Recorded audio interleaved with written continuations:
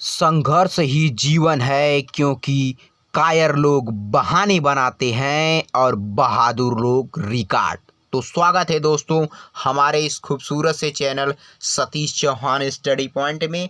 तो दोस्तों आज की इस वीडियो में हिंदी कक्षा 12 पद्य पाठ 2 कैकेयी के अनुताप के भाग 3 के बारे में अध्ययन करेंगे। तो आइए शुरुआत करते हैं। अपराधीन मैं हूँ तात तुम्हारी मैया, दुर्बलता का ही चिन्ह विशेष शपथ है, पर अब लाजन के लिए कौन सा पथ है। यदि मैं उकसाई गई भरत से हो तो पति समान ही स्वयं पुत्र भी खो।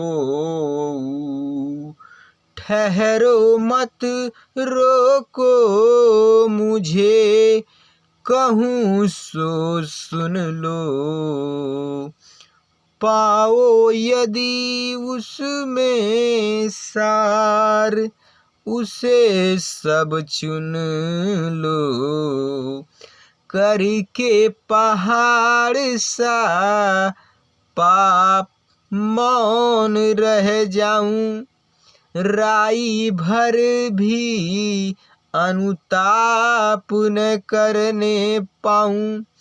थी सन छत्र सीसा नसियों टपकाती, रोती थी नीरव सभा हृदय थपकाती।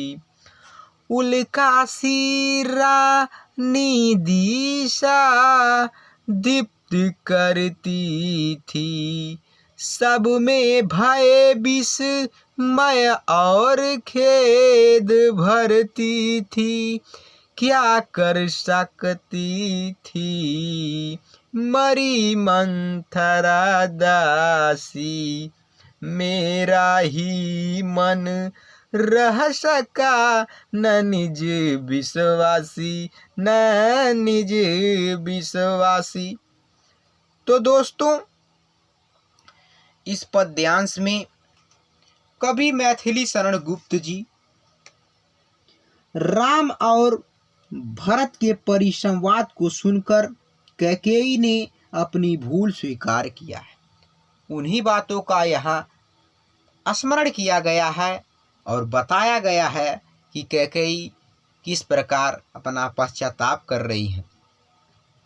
अपराधीन मैं हूँ तात तुम्हारी मैया। इस पद्यांश में कैकेयी जी श्री राम जी को संबोधित करते हुए कह रहे हैं कि हे राम, अपराधीन मैं हूँ, तात माने पिता, कि तुम्हारे पिता की अपराधीन मैं हूँ, तुम्हारी मैया अर्थात ये तुम्हारी माता ही तुम्हारे पिता की मृत्यु का मुख्य कारण है, इसलिए मैं तुम्हारे पिता की अपराधीन मैं ही हूँ, मेरा पुत्र भरत नहीं है। आगे कह रही हैं दुर्बलता का ही चिन्ह विशेष शपथ है, कि दुर्बलता माने कमी, चिन्ह माने पहचान, विशेष माने विशेष, शपथ माने शपथ है। कि कह रही हैं कि शपथ अर्थात सौगंध खाना यद्यपि व्यक्ति की कमजोरी का प्रमाण है, कि सौगंध खाना यदि व्यक्ति की कमजोरी का पहचान है, तब पर अबला जन के लिए कौन सा पथ है। पथ माने रास्ता, अबला जन माने इस असहाय स्त्री के लिए। कि कह रहे हैं कि यदि सौगंध खाना व्यक्ति की कमजोरी का प्रमाण है, फिर भी मुझ अबला के लिए सौगंध खाकर अपनी बात को प्रमाणित करने के अतिरिक्त और कोई दूसरा उपाय नहीं है। किस प्रकार नहीं है? क्योंकि इसी प्रकार सौगंध खाते हुए कैकेयी ने कहा कि वास्तविकता यह है कि इस कार्य के लिए मुझे भरत ने उकसाया नहीं है। कह रहे हैं कि यदि मैं उकसाई गई भरत से हूँ, यदि इस कार्य को करने लिए मुझे भरत ने उकसाया हो तो पति समान ही स्वयं पुत्र भी खोऊं। कि जिस प्रकार मेरे पति की मृत्यु हो गई, ठीक उसी प्रकार मैं अपने पुत्र को भी खो दूं। यदि मेरे पुत्र ने मुझसे ऐसा करने के लिए कहा है, ठहरो, रुक जाओ, मत रोको मुझे रोको मत, कहूँ सो सुन लो, मैं जो बात कह रही हूँ तुम उसे ध्यान पूर्वक सुन लो। पाओ यदि उसमें सार, उसे सब चुन लो। कि और जो मैं बात कर रही हूँ, यदि उसमें तुम्हें किसी प्रकार का कोई अर्थ समझ में आ रहा है तो तुम उसे अच्छी प्रकार नोट कर लो, लिख लो, स्मरण कर लो। क्योंकि करके पहाड़ सा पाप मौन रह जाऊं। कि मैंने इतना बड़ा पाप कर दिया और इस पाप करने के बावजूद मैं शांत बैठी रहूं, ऐसा कभी भी नहीं हो सकता। कि इतना बड़ा पाप करके और मैं शांत बैठी रहूं, राई भर भी अनुताप न करने पाऊं। और एक राई का मतलब होता है सरसों के दाना, और सरसों के दाने भर भी अनुताप माने पश्चाताप न कर पाऊं। अर्थात इतना बड़ा मैंने पाप किया कि मैंने तुम्हें वनवास भेज दिया और तुम्हारे पिता की मृत्यु हो गई। इतना बड़ा मैंने पाप किया और इसके बदले में मैं थोड़ा सा भी पश्चाताप नहीं कर सकती? नहीं, ऐसा कभी नहीं हो सकता। मुझे मेरी गलती की सजा अवश्य मिलेगी। थी सनक्षत्र शशि निशा ओस टपकाती, रोती थी नीरव सभा हृदय थपकाती। आगे करें थी नक्षत्र यानी नक्षत्र ऋतुएं, शशि माने चंद्रमा, निशा माने रात्रि, ओस टपकाती माने ओस टपक रही थी। आनी चांदनी मौसम था, चंद्रमा की चांदनी में चारों तरफ उजाले दिखाई दे रहे थे। ओस टपकाती और आसमान से ओस टपक रही थी।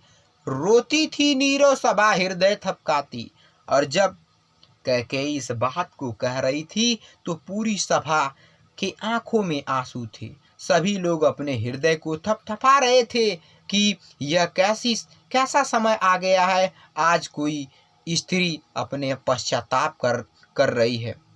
उल्का सी रानी दिशा दीप्त करती थी। आगे कवि बता रहे हैं कि उल्का पिंड के समान यह रानी कभी किसी बात को चारों दिशाओं में फैलाया करती थी। सब में भय, विस्मय और खेद भरती थी, और सभी लोगों में भय माने डर, विस्मय माने आश्चर्य, खेद माने दुख भरती थी। और सभी लोगों में आश्चर्य, डर और दुख भर देने वाली रानी आज कैसे शांत हो गई है, आज कैसे उसके आंखों से आंसू निकल रहे हैं। क्या कर सकती थी मरी मंथरा दासी, मेरा ही मन रह न सका न निज विश्वासी। आगे कवि कह रहे हैं कि रानी कैकेयी कहती हैं कि क्या कर सकती थी मरी मंथरा दासी, यानी जो मंथरा दासी थी वो कुछ नहीं कर सकती थी। मेरा ही मन रह न सका निज विश्वासी, निज माने अपना, विश्वास माने विश्वास, यानी मेरा खुद पर ही मन नहीं था, मेरे ऊपर भी मेरा विश्वास नहीं था,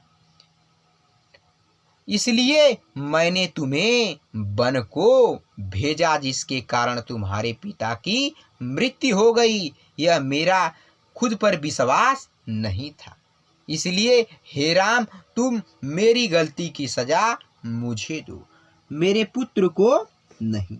तो दोस्तों, काव्यगत सौंदर्य के अंतर्गत इसमें भाषा, साहित्यिक, खड़ी बोली, शैली, प्रबंध, अलंकार, उपमा एवं अनुप्रास, रस शांत, शब्द शक्ति, लक्षणा, गुण प्रसाद है। ठीक है दोस्तों, मिलते हैं नेक्स्ट वीडियो में, तब तक के लिए बाय बाय, धन्यवाद।